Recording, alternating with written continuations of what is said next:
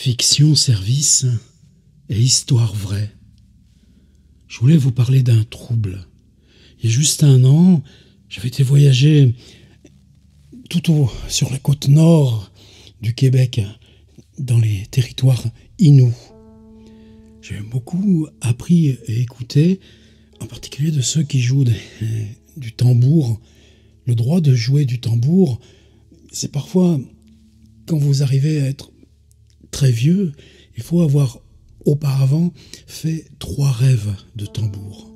3 rêves où un aîné vient vous expliquer, vous remettre, ou bien vous vous trouvez vous-même à jouer du tambour.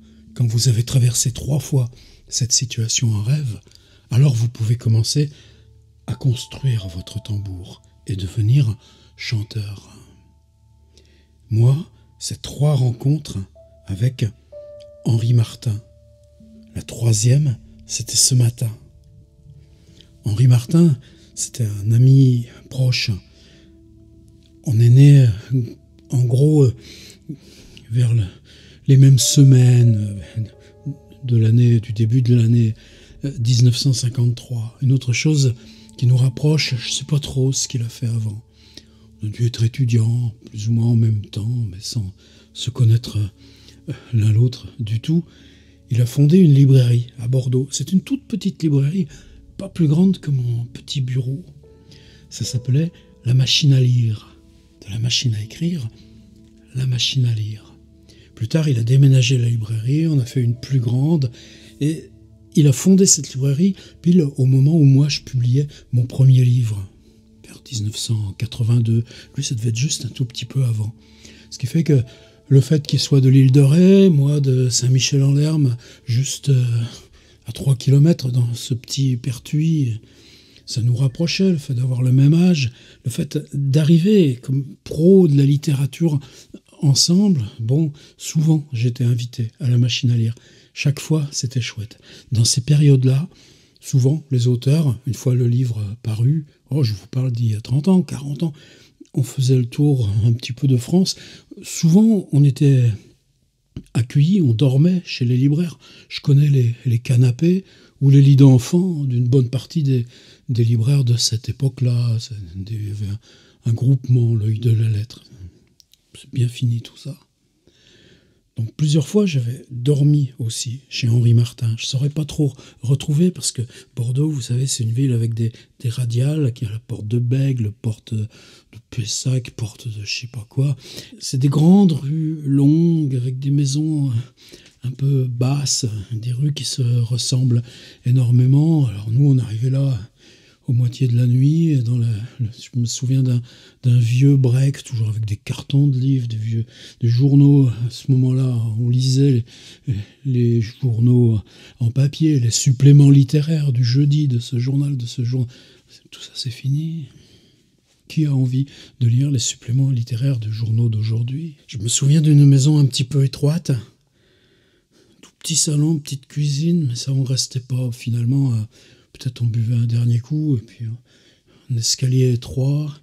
Je me souviens que justement, il me semble que je dormais dans une chambre avec un lit d'enfant. Mais lui, Henri, il avait pour chambre un tout petit espace. Mais vous savez, comme il y avait les trains de nuit autrefois, où on avait des couchettes superposées dans les trains de nuit, eh bien, dans sa propre maison, il s'était aménagé ce genre de couchettes qu'on a dans les trains de nuit. Et ce qui était étrange, c'est que c'était une couchette très étroite, et c'était rempli de livres en haut, en bas, les livres par terre. Alors évidemment, il y a le prétexte d'être libraire, de lire les livres un petit peu en amont, les livres que tu vends, savoir ce qu'il y a dedans, mais je crois que c'était autre chose de quoi je parlais avec lui. Moi, j'étais dans Saint-Simon. Il y a peut-être 1, 2, 3, rajoutons-en 4 personnes avec qui aujourd'hui je peux vraiment parler de Saint-Simon. Et Henri m'expliquait dès à l'époque que lui, il pouvait dormir que 2 heures, maximum 3 heures par nuit. Alors, il s'est aménagé ça, cette petite couchette pour garder sa lumière, pouvoir se brasser, puis il lisait toute la nuit. Mon copain Henri Martin, j'ai vu cette librairie évoluer, grandir. Ensuite, devenir un peu plus vieillotte, un peu plus poussiéreuse. Des fois, on avait l'impression qu'Henri s'en occupait plus trop, qu'il laissait les choses un peu aller. Ça nous faisait un peu mal au cœur, mais on lui disait pas. C'était toujours notre machine à lire. Depuis, ça a bien repris du poil de la bête. Ça s'est relancé, tant mieux. C'est sur une belle place dans le vieux Bordeaux. Mais lui, Henri, il avait un peu lâché. Et c'était le 6 avril 2016. J'ai même été regarder qu'est-ce que je faisais moi le 5 avril 2016. On a lu Lovecraft avec Pifarelli à la Maison de la Poésie à Paris. Et le 6, j'étais à Cergy, puisqu'à l'époque je travaillais dans une école d'art. Ce qui fait que le jour où il est mort, vous savez, ça fait des angoisses. Même là, je n'ai pas à souvenir de ça. Je l'ai appris juste peut-être le surlendemain. Évidemment, c'est quelque chose qu'on vous prend, un ami qui meurt. Ça fait plus de 4 ans, vous vous rendez compte? Eh bien, je l'ai rencontré 3 fois. La première fois, c'est justement un jour que j'étais revenu à Bordeaux. Je marchais, mais vous savez, plutôt dans ces coins un peu populeux, rue Sainte-Catherine. J'ai vu une silhouette. La silhouette se retourne. Je dis Henri Martin. Et à ce moment-là, c'est juste après, je me dis, non, Henri, il est mort. Donc, tu te dis, un gars qui ressemble à Henri Martin. En même temps, ça trouble énormément. C'est quelqu'un qui ressemble autant à Henri et qui passe là, 7 mètres de vous, qui s'est retourné sur vous, qui vous a regardé. Et puis, évidemment, ça s'est redispersé dans la foule. Une autre fois, c'était sur une aire d'autoroute. Si je me souviens bien, on était allé jusqu'au Guggenheim de Bilbao. Sur cette aire d'autoroute, c'était le soir, en revenant de Bilbao. Il devait être vers 22h, 23h. Il avait fallu refaire le plein d'essence, un petit peu avant d'arriver à Bordeaux. Bon, on fait ça, c'est un petit peu par réflexe. Vous reprenez un machin genre Red Bull pour savoir que vous avez encore 3 heures à tenir à rouler dans la nuit. Et puis là, sortant des chiottes, dans cette aire d'autoroute, mais évidemment, il y a les camions, il y a les touristes, etc. Puis encore ce truc qui te saisit. Tu trembles, t'as froid. Ce type ressemble tellement à Henri Martin. Et là, tu reconduis, et pendant longtemps, tu es dans le manque de ton ami, ou cette espèce de présence qui revient de ton ami, cette façon qu'il avait de lire dans la nuit, de passer ses nuits à lire dans ces tout petits cagibi de livres. Mais moi, je vis dans un petit cagibi de livres. Je continue, et pas lui, alors qu'on était juste du même pays, cette côte vendéenne. On connaissait bien les histoires des vieux savoirs. Lui, côté île Dorée, il était né. Moi, sur la côte, j'étais né. Et puis, le reste, c'est ce matin. Bah ouais, tu prends quelques jours de vacances. On aime bien la Pointe de Grave.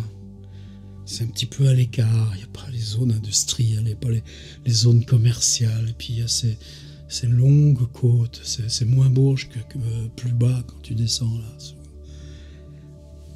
Et c'était un marché. À Montalivet, c'est des rues assez larges. Ça nous a fait penser à Monterrey. C'est la première fois que je venais là. Une rue toute droite, avec un marché un peu populeux, et la rue qui s'en va sur la plage, des types qui faisaient du surf comme d'habitude.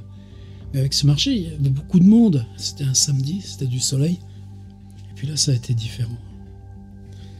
Il venait vers moi. Et tout de suite, je l'ai reconnu. Je me suis dit, le gars de la station-service, le gars de la rue Sainte-Catherine. C'est-à-dire, tu penses même pas à Henri Martin. Tout de suite, j'ai pas pensé à Henri Martin, j'ai pensé le type que 2 fois j'ai croisé comme étant Henri Martin. Alors évidemment, cette fois, je me suis concentré. Je l'ai regardé, lui aussi m'a regardé. On s'est juste immobilisé à quelques mètres. Et là, j'ai bien compris que c'était lui, que c'était Henri Martin. J'ai bien compris qu'il n'y avait rien de changé, qu'on était toujours amis pareils. Par contre, il y avait ça. Est-ce que j'allais lui parler? Est-ce qu'il allait me parler? On s'est regardé, et tu sens cette force qui sépare. Parler, je crois que ça aurait fait trop peur. Trop peur à moi, dire « tu es Henri », ou bien encore plus peur à lui, dire Je te parle. Depuis d'où il me parle? Depuis qui il me parle? Ou alors parce que lui savait que dans ma tête, il y avait ça à ce moment-là qui montait, que c'était irrépressible. Si là, toi, Henri, tu me parles d'où? Dans ta mort? Qu'est-ce que tu fais là, dans la rue, sous le soleil? On se regardait. C'est reparti. Dans la foule, comme la foule dans la station-service, comme la foule de ce jour, rue Sainte-Catherine. Mais maintenant, je sais que c'est Henri. Alors évidemment, est-ce que c'est extraordinaire? Non. Quand tu passes tes nuits sans sommeil à lire, à qui tu appartiens?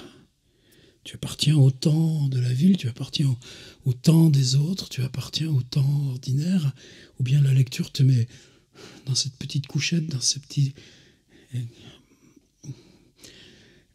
Ce temps-là n'appartient à rien. Il est bien probable que d'avoir vécu si longtemps dans ce petit espace et ces nuits uniquement consacrées à lire la part de lui qui n'appartenait pas à ça, bah ouais, on le sait tous que notre pauvre copain Henri, il est plus là depuis le 6 avril 2016.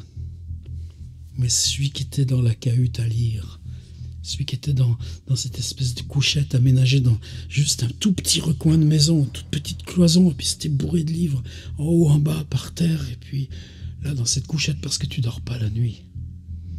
Ben, celui-ci, c'est lui qui est venu à ma rencontre. Et s'il y a une prochaine fois, c'est pour ça que je fais ces histoires. Être capable de les partager.